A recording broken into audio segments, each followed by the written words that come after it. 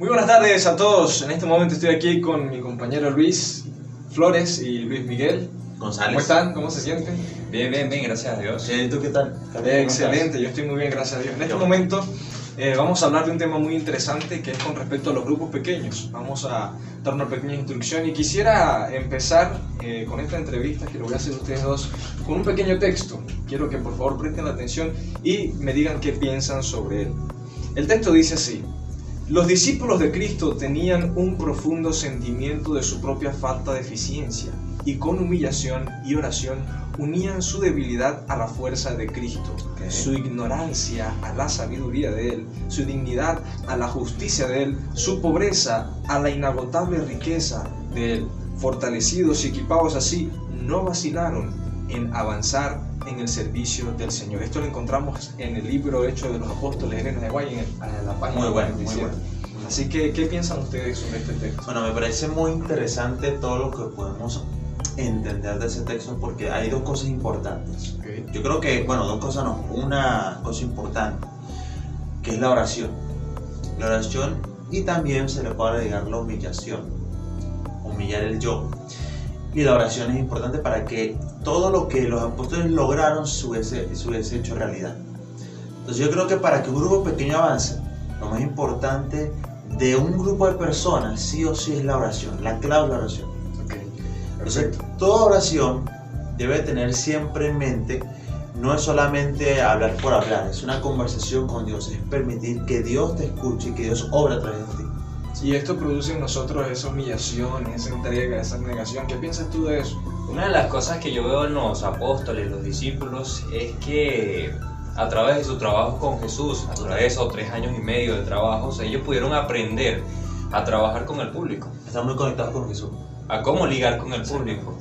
Por eso es que vemos que los apóstoles aquí, los discípulos murieron, fueron todos, les cortaron el cuello, otros quemados, porque aprendieron a vivir con Jesús y a vivir por la fe, y por eso es que sus grupos siempre avanzaban, siempre crecían. Exactamente. Entonces, a través de esa oración y esa convivencia, ellos recordaron cuando descendió el Espíritu Santo cómo tenían que orar, y fue lo que hicieron. Claro. Y es lo que nos dice el siguiente texto, la siguiente cita que les voy a leer.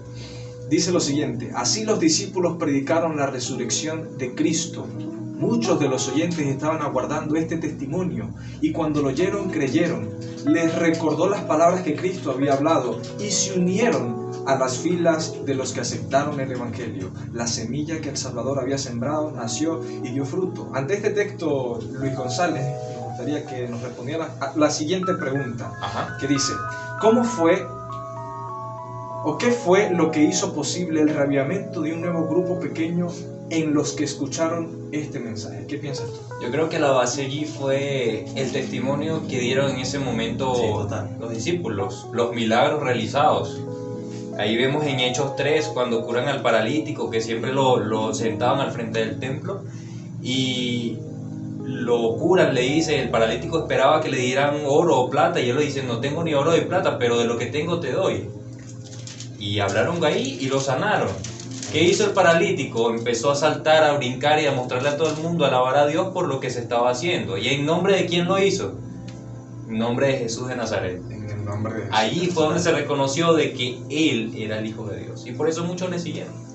Exactamente. Y lo que dijiste anteriormente, o sea, ellos eran hombres que tenían mucho poder, pero no por ellos mismos, no que tenían superpoderes y ese tipo de cosas, ¿no? Para los que nos están escuchando no se trata de eso, se trata de la oración, sobre el poder que tiene Dios y que Dios puede transmitir a través de nosotros.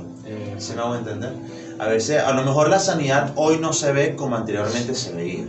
Anteriormente se veía que, por ejemplo, los apóstoles le colocaban la mano en el hombro o simplemente con decir algo ya la persona de inmediatamente estaba sana. A lo mejor hoy en día no se ve eso, pero si nosotros oramos con fervor, el grupo pequeño se une en oración, milagros pueden pasar en la vida de cada uno de nosotros. Muy bien, entonces un líder necesita tener humildad, debe ser fervoroso en la oración y de alguna manera tener el testimonio de Jesús en su vida. Totalmente. Amén. Totalmente. Muy bien, una última cita para poder terminar nuestra entrevista aquí con ustedes. Todos nosotros. Con todos nosotros, exactamente. ¿Recuerdan ese momento después de que Pedro hizo ese milagro? Llegaron los saduceos y se encontraron con él, lo confrontaron y pasó algo muy interesante. Ellos le preguntaron lo siguiente: ¿con qué potestad o en qué nombre habéis hecho vosotros esto? Y aquí va la siguiente pregunta: ¿cómo podría la respuesta de Pedro mostrarnos la actitud de un líder como figura de un grupo pequeño? Importantísima esa pregunta, Daniel, porque justamente después de ese versículo, que es el versículo 7, después de ese versículo viene el 8, por supuesto. Dice: entonces Pedro, lleno del Espíritu Santo. Esa es la frase, esa es la clave. La frase clave es que Pedro estaba lleno del Espíritu Santo.